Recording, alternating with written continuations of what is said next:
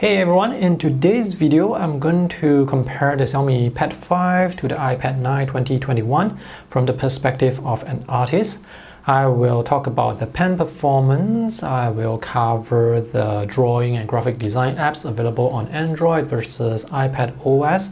I will talk about the overall user experience and tell you which tablet is the better deal or which tablet provides more value for money. Just to give you the bottom line up front, the Apple Pencil is still the best stylus when it comes to drawing on a portable tablet. It's sensitive, it's accurate, the overall drawing performance is just better. But that's not to say that the Xiaomi Smart Pen has lousy drawing performance, but it does have some limitations, which I will show you later. However, as an overall package, I would probably still recommend the Xiaomi because even though the drawing performance is not as good compared to the Apple Pencil, the tablet itself is better in many areas compared to the iPad. Let's take a look at the specifications first. So on the Xiaomi tablet, this is an 11-inch display with 120Hz refresh rate. On the iPad, the refresh rate is just 60Hz. The resolution on the Xiaomi is 2560 by 1600, whereas on the iPad it's 2160 by 1620.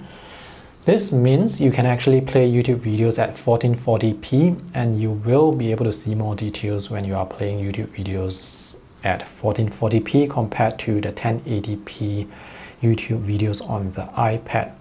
But in terms of sharpness, both tablets are very sharp. You're going to see very sharp visuals in terms of the user elements such as the fonts, the buttons, the icons, the palettes. So in terms of sharpness, both tablets are on par, but when it comes to playing videos or multimedia consumption, this resolution is better. The iPad is lighter. iPad is running iPad OS 15, whereas on the Xiaomi is running Android 11 with MIUI 12.5. I will talk more about iPad OS later. The Snapdragon chip on this tablet is the 860, which is around 20% slower compared to the Apple A13 Bionic chip, but when it comes to the general user experience, loading web pages, switching between apps, browsing around, the user experience is quite similar. So it doesn't really matter if the Apple chip is 20% faster. There is more RAM on the Xiaomi tablet. You get 6 gigs of RAM versus 3 gigs on the iPad. However, in this case, having more RAM, I'm not sure if I can actually see the advantage, because when it comes to switching between the apps would reload quite often. Yeah, so that's the real world experience.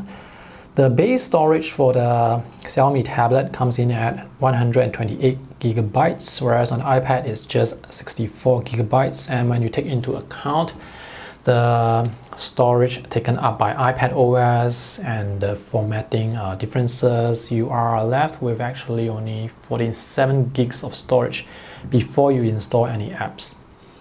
There is no micro SD card slot for both tablets, so you have to make do with the available storage. And the speakers on the Xiaomi way better, noticeably better. There are 4 speakers. You get true stereo effect, whereas on the iPad you just get 2 speakers beside the charging port.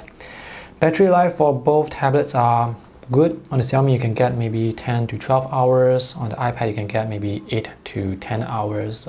That's pretty good.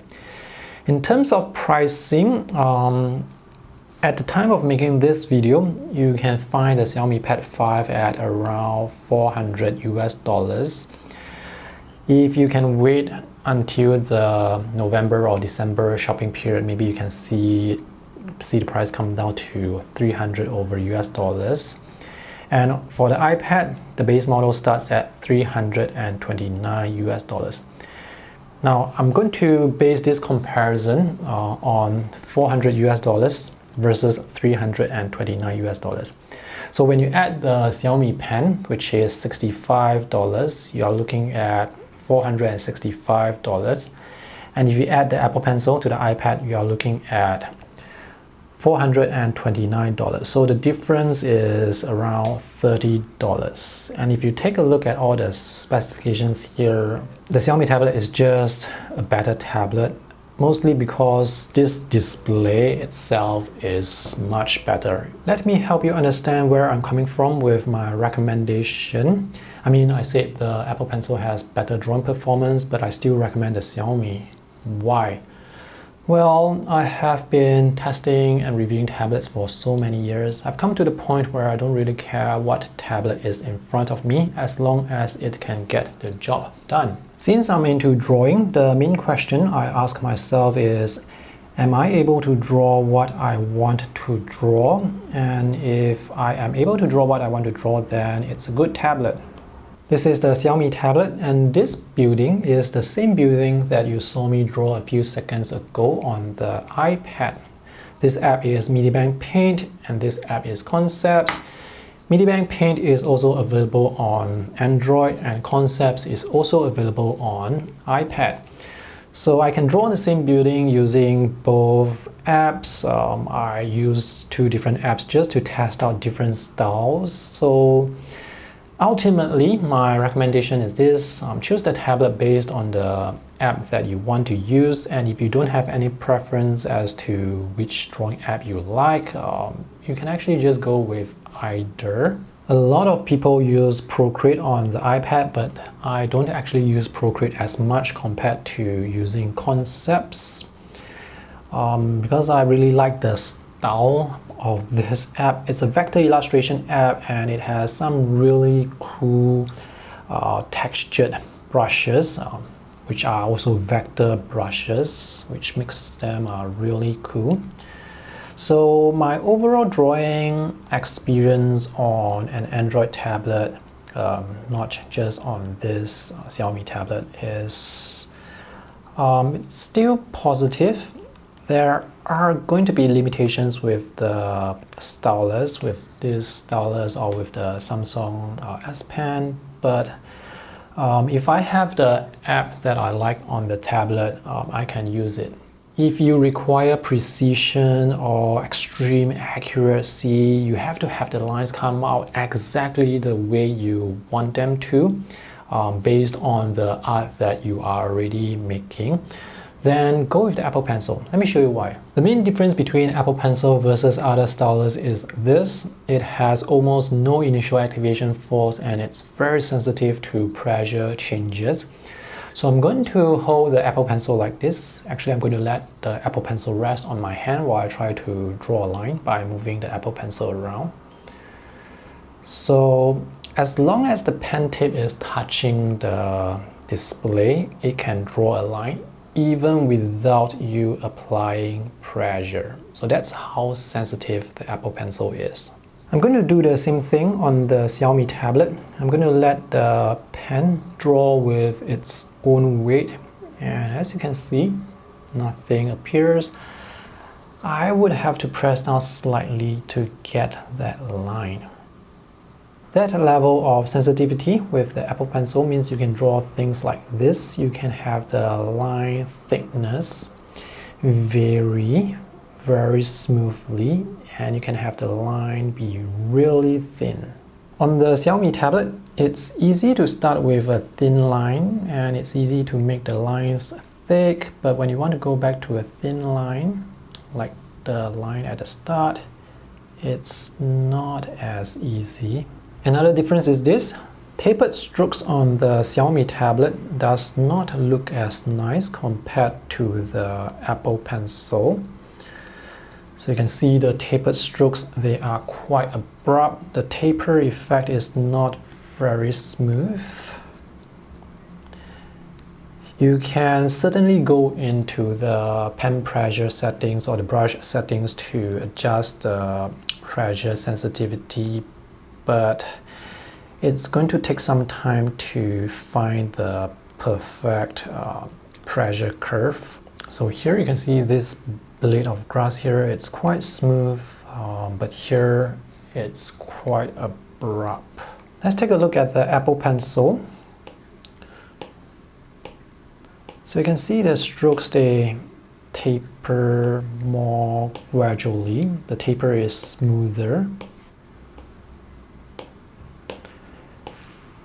And this is the default pen settings. You don't have to do anything to change the pen settings. So does this matter when it comes to drawing? Well, it depends on what you draw. So for example, if you are drawing hair, you will definitely want the strokes to taper very nicely, very smoothly. Let's switch over to the Apple Pencil and draw the same thing. So I can see the lines, they are just, the line quality is just better. Let's take a closer look at the strokes of hair. So the tapered strokes here are smoother, they just look better. If you draw comics, then obviously this is going to affect your work. The subject matter that you draw actually matters. So for example, right now I'm trying to draw this person here. I can still draw thin lines. It's actually not as easy to control the pen on this display versus on the iPad because this display is quite slippery. But here's the thing, I can still draw thin lines, I can still draw thick lines, no problem at all. Yep, no issues drawing this whatsoever. Let's switch over, and this is the iPad. So once again, I'm going to draw the same subject. I'm using different brushes. This is textured brushes. So I can draw thin lines very easily here as well. And there is tilt as well. By the way, the tilt sensitivity works really well on the Xiaomi tablet. The look here is going to be different compared to what you saw earlier on the Xiaomi because I'm using a different brush here. The Apple Pencil does look and feel more sensitive, that's for sure. But are you missing out by not going with the Apple Pencil when you choose the Xiaomi tablet? Well, I don't think so. I really don't think so. So here's a side-by-side comparison. The sketch that I've drawn with the Apple Pencil actually looks better because of the brush that I use. I really like this textured brush. So on the Xiaomi tablet, the brush stroke here is more solid, less textured, so I don't like it as much, but I don't have any issues drawing with the Xiaomi tablet. Depending on the app you use, sometimes the initial activation force or pressure sensitivity may not matter as much. So let's take a look at this app Concepts, which is my favorite drawing app. I prefer to use this app over Procreate. Let's just draw something really quick, something really simple. These are long lines that I have just drawn. Did you notice any latency issues? Oops. Let me add some color to make this less boring. So I'm going to draw the same thing. Again, do you notice the latency on this display with just 60 Hertz? The drawing experience is actually very similar. Just that with the Apple Pencil, this is a hard tip, whereas on the Xiaomi Pen, this is a softer tip with a matte textured surface. But even so, the Xiaomi Pen is quite slippery. And now that I'm drawing with the Apple Pencil, this is actually quite slippery on the glass as well. If you want to apply a matte screen protector on this, the pen tip may wear off faster, but it's easy to find replacement pen tips for the Apple Pencil. But at the time of making this video, replacement pen tips for the Xiaomi Pen is not available yet. So these are the two vehicles. They look almost identical to me. The lines on the iPad are more consistent. You can see the lines, they are straighter, and the width of the lines, the thickness, they don't vary that much.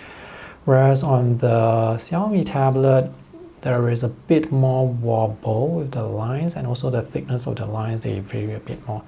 But this could be due to me applying pressure differently with this sketch versus on the iPad.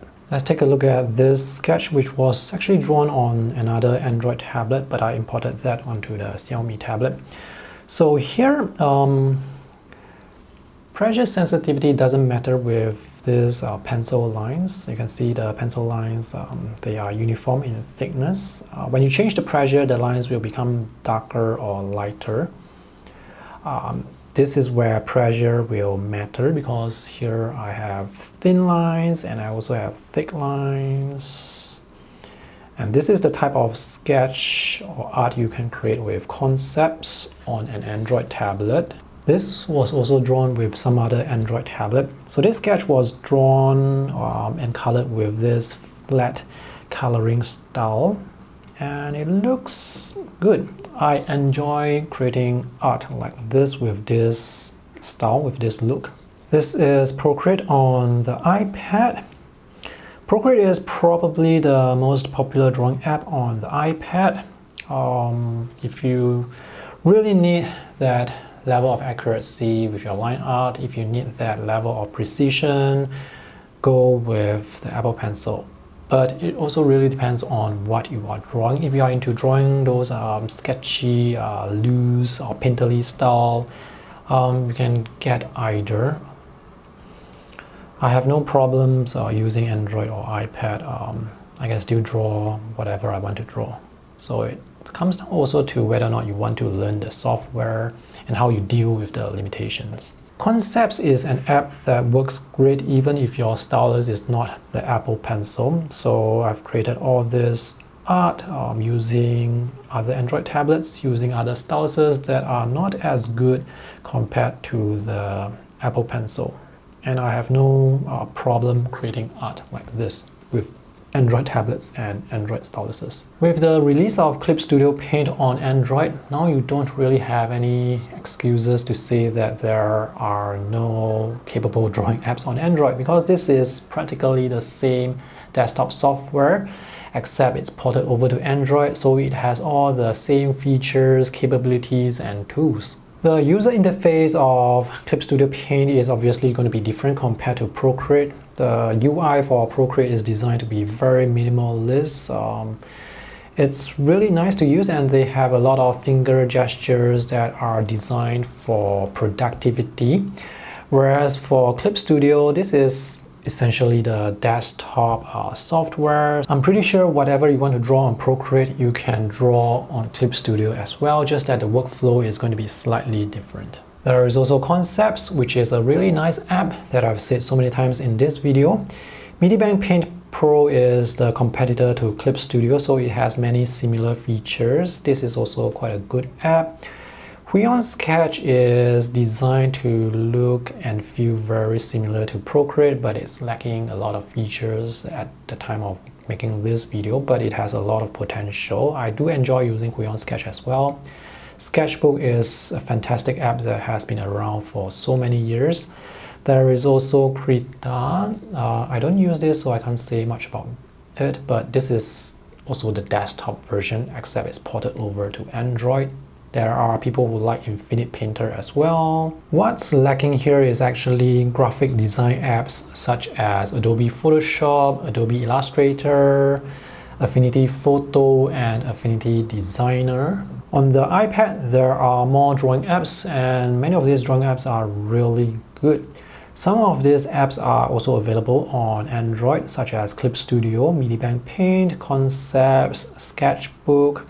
The ones that are not available are Procreate, Adobe Photoshop, Illustrator, Affinity Photo, and Designer. For example, to create a YouTube thumbnail like this on an iPad, it's really easy. You have all the tools necessary, you have a good selection of fonts to choose from, You have the layers palette, and you have all the tools that you usually get with desktop graphic design software, and you have options for graphic design apps to choose from. So it's very easy to create graphic design on the iPad because you have the apps. To create that same thumbnail on Android is very difficult. You can force yourself to use Clip Studio or MediaBang Paint to create that thumbnail, but the typesetting features with these two apps, it's quite limited, and the variety of fonts you can get is also very limited, and the workflow is also very difficult. So it's very difficult to create graphic design on Android because the apps are not there.